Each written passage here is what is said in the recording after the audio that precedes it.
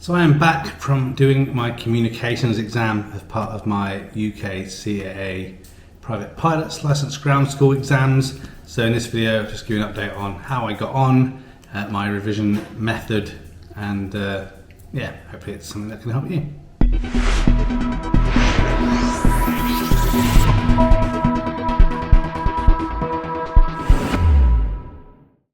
Okay, so Happy New Year, depending on when you're watching this. So it's January 2022, and I set myself a goal of before the 11th of January 2022, which is when my easy PPL access for this course ran out, I would try and take the exam. So 7th of January, I went and sat the communications exam, and as you can see here, I passed. I got 83%.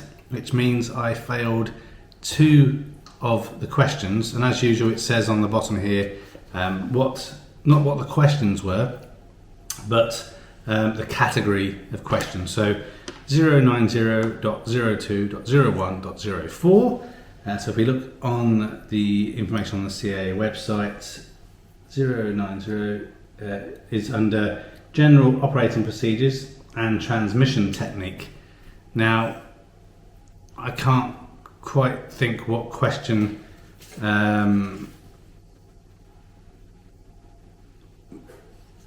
might that relate to.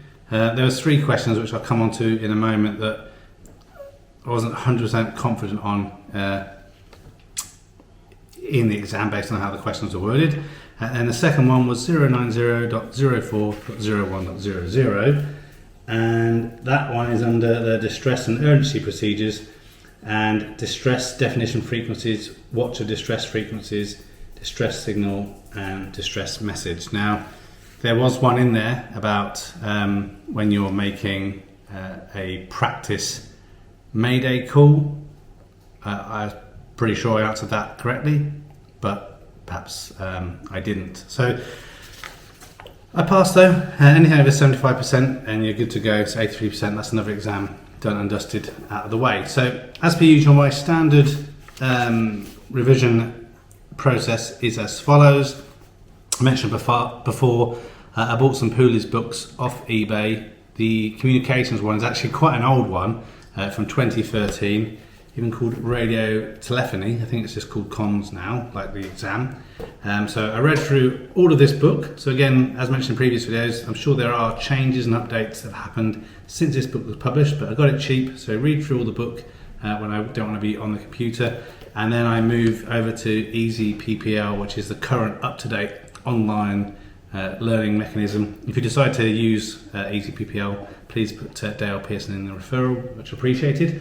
But if I look at my stats for the communications course on Easy PPL Ground School, I spent 4 hours, 3 minutes and 15 seconds doing course study times. That's going through the slides, kind of reading over anything I'm not too sure about.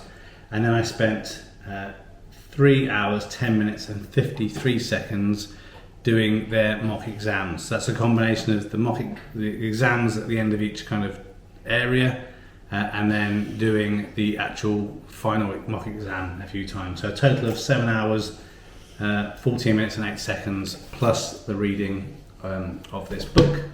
And so if I look at the exams, so there was 12 communication test pieces that I did, and then that equates to 115 questions, and then I did the kind of final exam test 26 times, which resulted in 520 different questions. So in terms of how the exam actually went, so the communications exam, you have 20 minutes to do it, and there are 12 questions. I spent 7 minutes doing the actual exam. Again, the reason for that 7 minutes might sound pretty quick. Again, if you know the material, I was getting 95 and 100% pretty much most times in the Easy PPL Ground School at the end, which is when I thought I was ready to do it.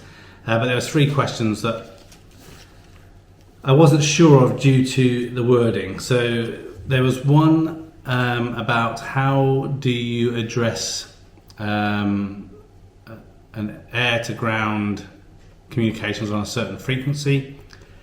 I thought it was information, that you'd say, hey, Birmingham information as an example. But then, and I think that was the answer, but then when I came back to it, it was playing on my mind that, is this a really weirdly worded question? And actually the answer is in the question. So it says ground, so actually is it ground? So I actually changed my answer to ground. So I think that's one of the questions I got wrong out of the two. So that may be that reference to the communications piece. Then there was two other questions. One of them was around when you should reach out to air traffic control in the event of having radio frequency issues or radio issues. None of the four multiple choice questions actually were worded in the way that I thought would be the answer, but I went for the one that was the closest to basically advising the air traffic control people as soon as it becomes available, you become aware of an issue. So again, not worded the way that I was expecting it to be, but again, I think I may have got that one right. And then the last one was related to ATIS. Now, I know what ATIS is, I know what it stands for, I know what it's used for, but again, none of the four questions for me were a very clear definition of the textbook example. So I just went for the one that basically said that it provides routine automated information in terms of arrival and departure stuff. So that was the one that I thought was closest to the correct answer. So that was it. So pretty uneventful. Happy enough with 83%. Just shows you only got get two wrong. So I think you can basically get three questions wrong in these exams where you've got obviously the 75% mark and 12 questions. But hopefully that helped. Again, if you've got any questions or comments or feedback,